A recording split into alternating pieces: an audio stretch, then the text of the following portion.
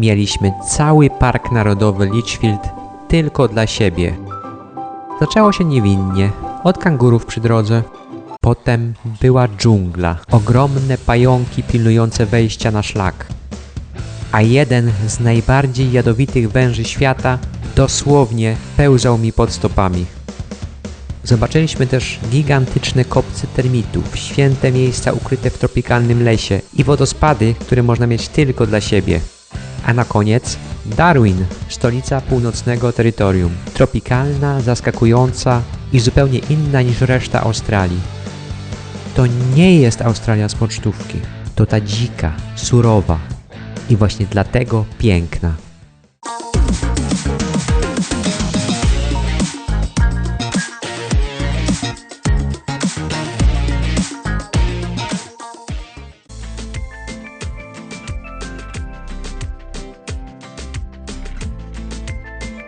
Wjeżdżamy do Parku Narodowego Litchfield i od razu niespodzianka.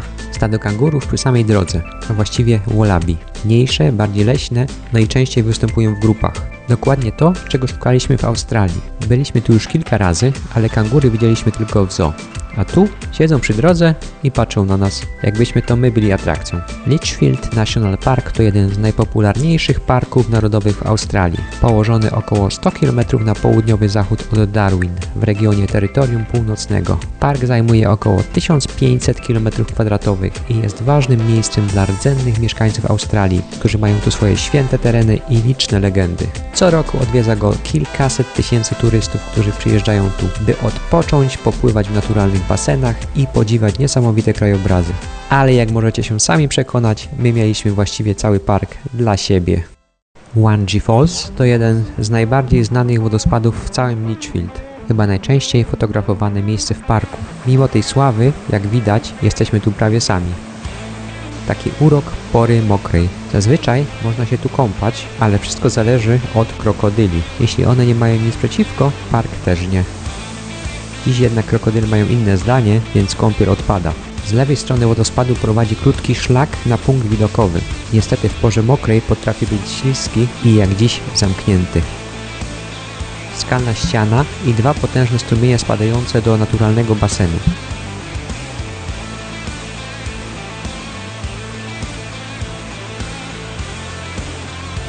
To miejsce ma też głębsze znaczenie. Dla rdzennych ludów jest święte, zwłaszcza dla kobiet. Niektóre skały i fragmenty terenu są celowo niedostępne z szacunku dla ich tradycji.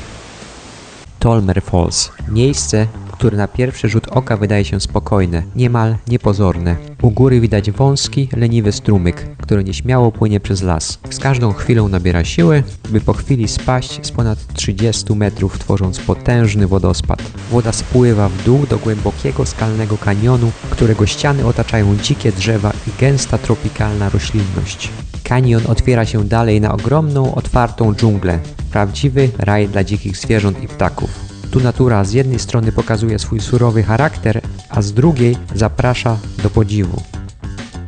Wokół panuje spokój, a tylko szum spadającej wody przypomina o potędze tej siły. To też dom dla tysięcy nietoperzy, które ukrywają się w jaskiniach za wodospadem. Gdy zapada zmrok, ich lot tworzy niesamowity spektakl nad koronami drzew. Tolmer Falls to idealne miejsce, by poczuć różnorodność i dzikość australijskiej przyrody. Od spokojnego, niepozornego strumienia, przez ogromny wodospad, aż po bezkresną dżunglę. Tu na ścieżce natknęliśmy się na brązowego węża. Wschodni wąż brunatny to jeden z najbardziej jadowitych węży, nie tylko w Australii, ale i na całym świecie. Jego jad działa błyskawicznie, paraliżując nerwy serca, płuc i przepony, prowadząc do uduszenia. A do tego powoduje gwałtowne krzepnięcie krwi, co może całkowicie zablokować krążenie.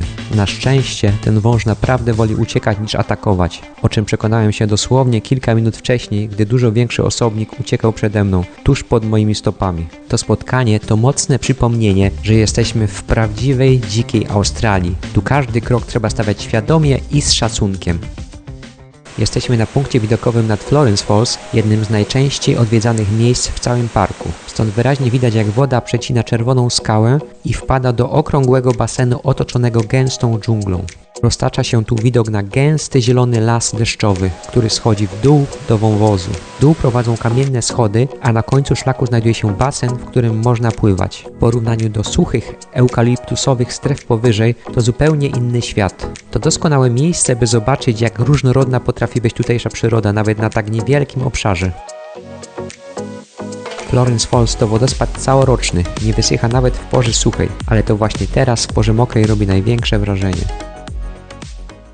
Bewley Rock Hall to naturalny zestaw basenów skalnych rozciągających się wzdłuż potoku. Baseny połączone są niewielkimi wodospadami, a całość tworzy przyjemny, naturalny park wodny. Świetne miejsce na piknik i chwilę wytchnienia z dala od tłumów.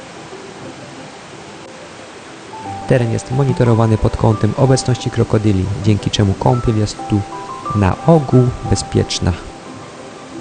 W Litchfield National Park łatwo zauważyć imponujące termitiery, naturalne wieże, które wznoszą się nad ziemią niczym małe zamki. To domy tysięcy termitów. Termity to mali inżynierowie przyrody. Rozkładają martwe drewno i wzbogacają glebę, dzięki czemu las może odżywać i rosnąć. Termity komunikują się za pomocą feromonów i drgań, a ich społeczeństwo jest bardzo zorganizowane, z wyraźnym podziałem na królową, robotnicę i żołnierzy.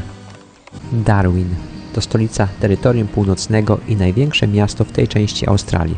Leży nad Morzem Timor i jest najbardziej tropikalnym miastem kontynentu. Gorąco jest tu przez cały rok, a pogoda dzieli się tylko na porę suchą i mokrą. To miasto z silnym wpływem kultur azjatyckich i aborygeńskich. Ta druga jest tu widoczna dosłownie na każdym kroku. Panuje tu luźna atmosfera i zupełnie inny rytm niż w Sydney czy Melbourne. To taka zupełnie inna Australia. Mieszka tu aż 150 tysięcy ludzi, czego kompletnie nie czuć. Darwin sprawia wrażenie małego, spokojnego miasta. Ale historia tego miejsca jest zaskakująco burzliwa. Miasto było bombardowane podczas II wojny światowej i niemal doszczętnie zniszczone przez cyklon Tracy w 1974 roku. Dziś to punkt wypadowy do największych przyrodniczych atrakcji terytorium północnego. To było północne terytorium Australii. Jeśli podobała Ci się ta podróż, zostaw łapkę w górę. To daje sygnał, że warto robić więcej takich filmów. Subskrybuj kanał, bo to dopiero początek. Przed nami inne miejsca w Australii i na całym świecie. Tropiki, pustynie, dżungle i miasta, które pachną kadzidłem, kurzem albo oceanem. I daj znać w komentarzu, czy miałeś kiedyś podobne spotkanie z pająkiem albo wężem? A może byłeś w Australii i masz już swoje ulubione miejsce? Dzięki, że byliście z nami i do zobaczenia w kolejnej podróży.